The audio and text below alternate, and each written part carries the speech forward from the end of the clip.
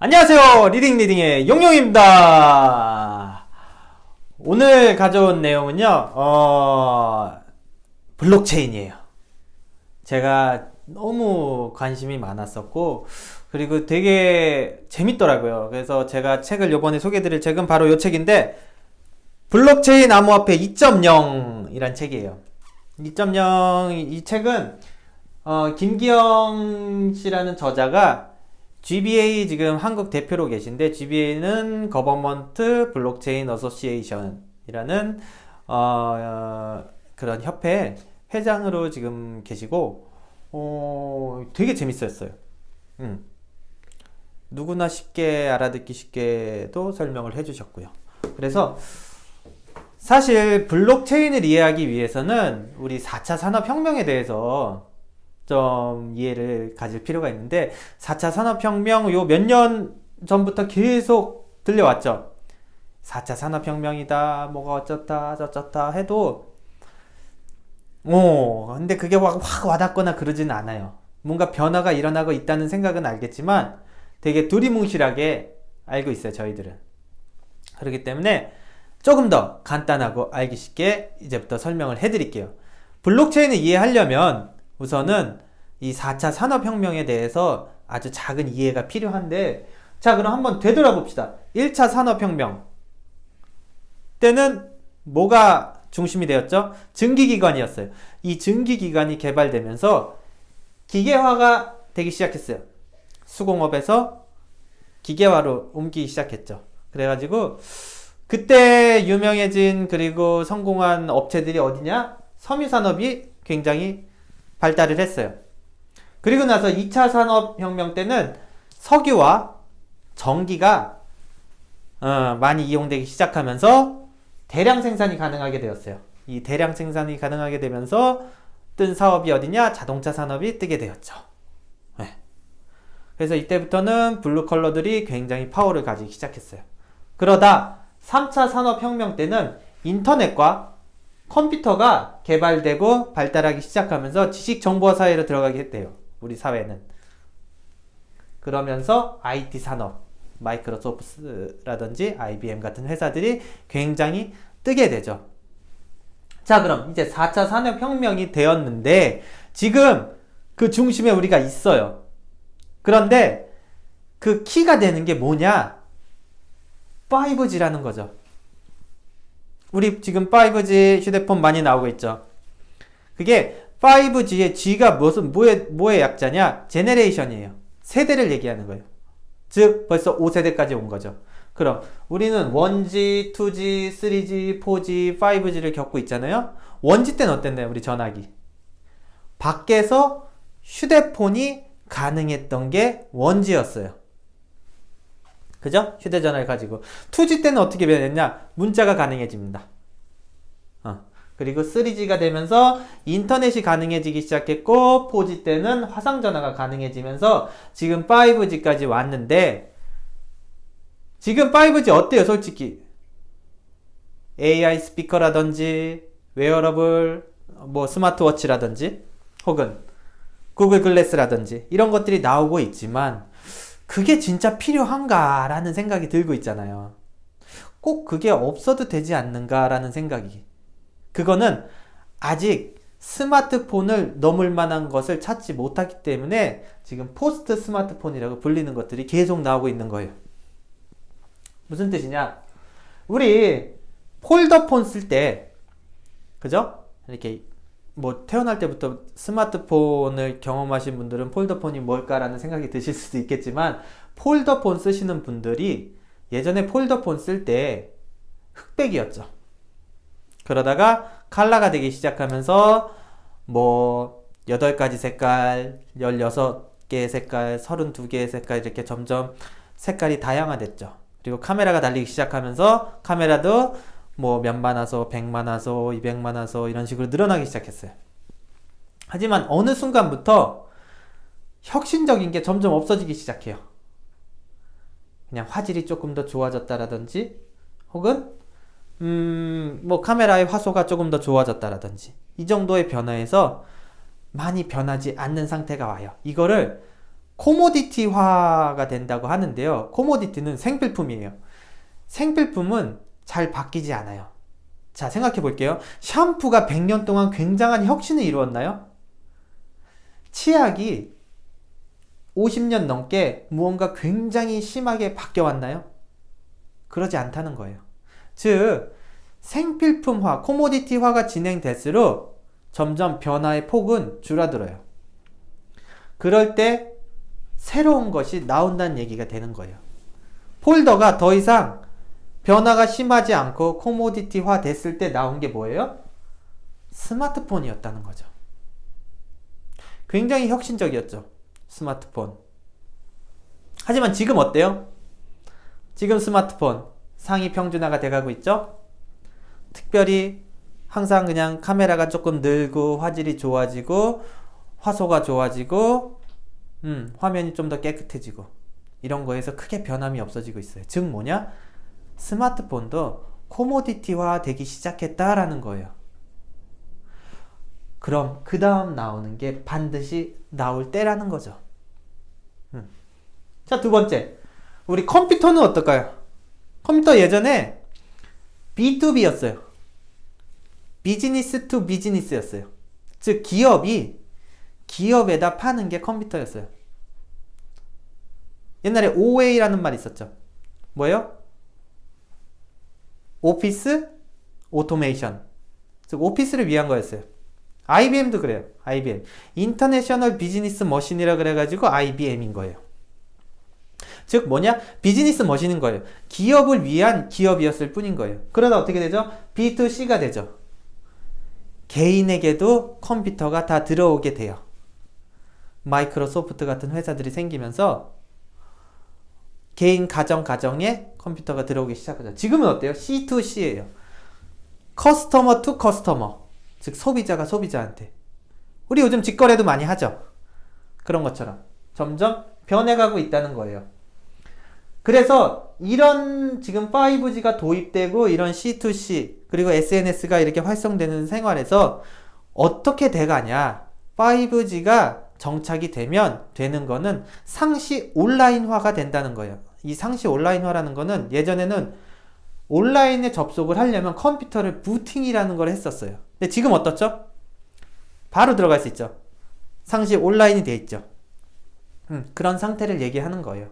그래서 예를 들면은 지금 슈퍼나 대형 마켓에 가면은 무인 결제 시스템 있죠. 물론 결제해 주시는 분들도 있겠지만 기다리지 않고 무인 결제하는 데에 가서 우리가 결제를 하죠. 하지만 이것도 지금 시대에 뒤처져 있다는 거예요. 너무 늦는다는 거예요. 지금은 어떻게 가야 하나? 아마존고처럼 가야 된다는 거죠. 아마존고 드디어 한국에 상륙하죠. 좀 있으면 1호점이 오픈을 할 수 있어요. 아마존고 어때요? 아무것도 들지 않아요. 그냥 물건을 들고 나오기만 하면은 알아서 결제가 되는 시스템이에요. 바코드도 찍지 않아요. 그죠? 그런 상황에서 4차 산업혁명을 이해하려면 4가지를 이해하셔야 되는데 그 첫 번째가 IoT, 클라우드, 블록체인, AI 이것들을 이해하셔야 돼요. 그래서 오늘부터 이 하나하나 제가 재미있게 설명을 해드리려고 하는데 첫 번째 시간은 블록체인이 되겠는데 우선 IoT를 먼저 보실게요. IoT, 인터넷 오브 띵즈.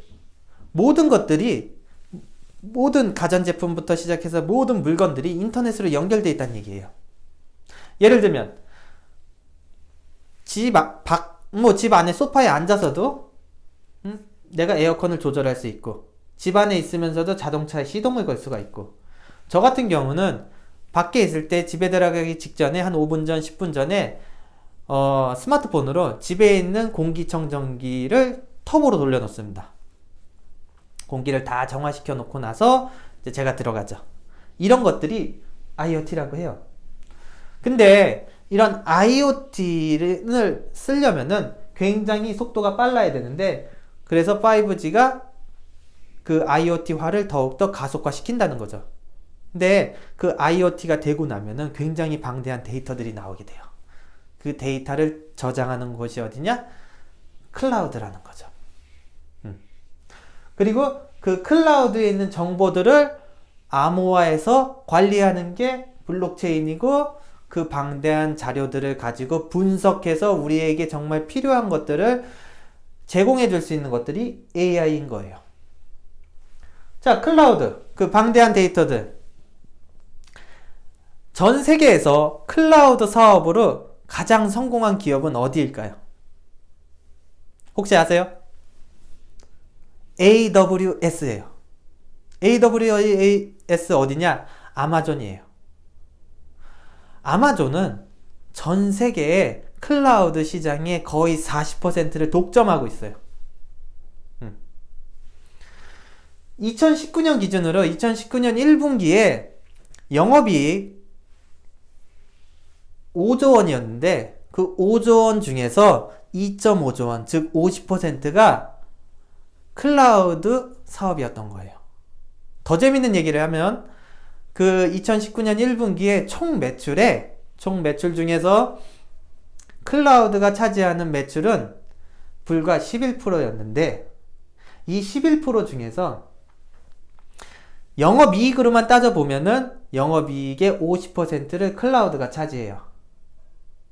근데 더 신기한 건 순이익의 90% 이상을 클라우드가 차지한다는 거예요. 우리는 아마존을 요즘 편의점도 운영하고 혹은 인터넷 판매하고 그렇게 알고 있을 때 실제로는 클라우드로 돈을 벌고 있었던 거예요. 그리고 블록체인과 AI. AI는 뭐 애플에서 시리가 있고 혹은 알렉사도 있고 삼성에서는 빅스비가 있겠죠. 이런 것들. 그 중에서 오늘 첫 시간은 블록체인에 대해서 설명해 드리려고 합니다. 우리 블록체인 어때요? 블록체인 하면은 생각나는 게 비트코인, 암호화폐. 그거 위험한 거 아니야? 그거 투기 아니야? 투자 아니야? 이런 이미지가 굉장히 강해요. 하지만 블록체인 이꼴 암호화폐이지도 않고 블록체인 이꼴 비트코인이지도 않아요. 비트코인은 블록체인의 한 부분일 뿐인 거예요. 블록체인으로 할 수 있는 일 중에 하나인 것 뿐이에요. 자, 그러면은 블록체인이 뭐냐? 블록체인을 기술이라고 알고 계시는 분들도 계신데 사실은 이 저자는 블록체인은 기술이 아니라고 해요. 기술 자체는 1990년도에 이미 완성되어 있다고 했고요. 그리고 이미 그런 기술들은 많았어요. 그럼 뭐냐 블록체인이? 블록체인은 사상이라는 거죠. 사상, 이데올로기적인 사상이라는 거죠. 자, 여러분께 질문 드릴게요. 우리 자본주의 혹은 민주주의가 언제부터 민주주의였죠? 우리나라는? 아직 민주주의가 들어온 지 우리나라 100년밖에 안 됐어요. 100년 전에는 어땠죠? 왕들이 정치를 했어요. 그것처럼 역사를 보면 우리 원시시대에서는 개인끼리 뭔가 활동을 했어요. 개인 혹은 가족끼리, 소수의 집단이. 그러다 농경사회에 들어가면서 그 부족이 생겼고 그 부족을 관리할 지도자가 필요했었어요. 그러면서 우리 인간 사회는 중앙 집권화가 이루어지기 시작해요. 그러다 왕이 생기고 그 중앙 집권화, 그들을 믿지 못했던 사람들 혹은 불평등이 생겨서 그런 것들을 해결하기 위해서 시민혁명이 일어나죠. 시민혁명이 일어나서 다시 주권을 되찾지만 또 나폴레옹이 다시 나오면서 군사정치가 되죠. 다시 집권화가 돼요. 그러다가 다시 탈중앙화. 즉 뭐냐, 중앙화와 탈중앙화를 계속 반복한다는 거예요. 자, 그럼 현재 우리가 살고 있는 이 세상은 탈중앙화된 사회인가요? 아니면은 중앙집권화의 사회인가요? 애매하죠. 지금 우리나라뿐만이 아니라 전 세계는 지금 중앙화돼 있어요. 중앙집권인 상태예요. 그거를 그런 비리라든지 그런 거에 불만을 갖고 있는 사람들이 결국 또 탈중앙화를 시키려고 하는 것들인 거죠. 그게 블록체인의 사상인 거예요. 자, 그럼 블록체인에 대해서 좀 알아봐야 되는데, 블록체인이 뭐냐? 어려워요. 굉장히 어렵지만 굉장히 단순해요. 그렇기 때문에 오늘 저는 전문 용어나 그런 것들을 사용하지 않아요. 아직 그렇게까지 저도 전문 용어에 대해서 굉장히 빠삭하게 알고 있지 않아요. 그렇기 때문에 누구나 알기 쉽게끔 굉장히 간단하게 설명드릴게요. 블록체인이 뭐냐? 정보라는 게 있어요. 그 정보를 암호화시켜서 블록에 담아요. 블록에 담은 다음에 체인으로 연결을 시켜요. 블록과 블록을 체인으로 연결시켜서 순서대로 나열한 다음에 모두가 공유하는 거를 블록체인이라고 해요. 이삿짐 센터를 예를 들어 볼게요. 우리 이사를 할 때 짐을 컵 한 개 들고 이동하고 또 컵 하나 들고 이동하고 이러나요? 아니죠. 짐을 잘 싸가지고 박스에다가 넣죠. 이거랑 같다고 보시면 돼요. 정보들을 그대로 가져가는 게 아니라 정보를 잘 싸가지고 박스에 보관을 합니다. 그리고 그 박스를 체인으로 연결을 해서 같이 가져간다고 생각하시면 돼요. 자, 예를 들어 볼게요. A라는 사람이 B라는 사람에게 송금을 한다고 칠게요. 자, 10만 원을 붙입니다. 우리는 A라는 사람이 B라는 사람한테 송금을 할 때 어디를 거치죠? 은행을 거쳐요. 그죠? 너무 아무렇지도 않죠? 너무나 자연스럽죠? 하지만 은행을 믿을 수 있나요? 은행 믿을 수 있죠. 그게 뭐 어때서요? 라고 우리는 생각을 해요. 자, 또 하나 예를 들어 볼게요. 내 통장 잔고를 알고 있는 사람은 누가 알고 있죠? 나. 그리고 또 누가 알고 있죠? 은행. 이 둘밖에 알지 못해요. 다른 사람은 알지 못해요. 즉 뭐냐? 정보가 굉장히 폐쇄적이라는 거예요. 만약 은행이 갑자기 내일 문을 닫는다면 내 재산에 대한 정보는 그거를 알려줄 사람은 누가 있죠? 결국 아무도 없다는 거예요. 은행과 정부에 대한 불신이 정부가 아니더라도 믿을 수 있는 사회를 만들어갈 수 있는 방법이 없을까라고 생각해서 나온 게 블록체인이라는 거예요. 즉 뭐냐? 중앙 집권형이 아니라 자율 분산형으로 모두가 같은 장부를 갖고 있자는 거예요. 그래서 다른 말로 공공장부라고도 불려요. 이런 개념이라고 보시면 돼요. 사람이 10명이 있다고 칠게요. 1번부터 10번까지의 사람. 그 사람이 이름도 모르고 나이도 모르고 성별도 몰라요. 아무것도 알지 못해요. 하지만 1번 사람이 7번 사람에게 돈을 붙이려고 한다고 칠게요. 이 모두가 1번부터 10번까지의 사람이 각자가 얼마를 갖고 있는지를 다 알고 있어요. 그리고 한 사람이 소리치기 시작합니다. 1번 사람이. 지금부터 7번 사람에게 3만 원을 보내겠습니다. 그러면 1번부터 10번까지 있는 사람들이 자기 장부에다가 1번 사람이 7번에게 보낸 3만 원을 적는 거예요. 그럼 1번 사람은 본인의 잔고가 3만 원만큼 적어진 거고 7번 사람은 늘어났기 때문에 그 모든 장부를 모두가 공유하게 되는 겁니다. 근데 어느 날 1번 사람이 나쁜 마음을 먹고 내 잔고를 1조 원으로 고쳤다고 쳐볼게요. 하지만 2번부터 10번까지의 사람은 1번의 장부가 1조 원이 없는 걸 알기 때문에 결국은 1번 사람은 그게 불가능해지는 거예요. 그리고 만약에 자 1번 사람이 2번, 3번, 4번, 5번, 6번, 7번 사람을 다 매수했다고 칠게요. 매수해서 내 잔고에다가 1조 원을 적을 테니까 대신에 너희들한테 100억 원씩을 줄게. 해서 7명이 1번 사람의 장부를 1조 원으로 고치면 그거는 그 사람이 1조 원이 가능해져요. 근데 그러면 안 되지 않나? 라고 생각하시는 분 지금 계시죠? 근데 잘 생각해 보세요. 10명 중에 7명이지만 이게 만약에 모든 장부를 1000명, 10,000명, 100만 명이 갖고 있다면 어떨까요? 500만 명 이상을 매수해야 돼요. 그때 1000만 명 이상이 갖고 있게 되면은 1% 바뀌기도 힘들어요. 그렇기 때문에 블록체인은 해킹에 조작을 할 수 없기 때문에 해킹에 무지 강하다는 거예요. 자, 그러면은 블록체인에 대한 대충 이해는 됐어. 근데 그걸 어디다 쓰냐는 거죠.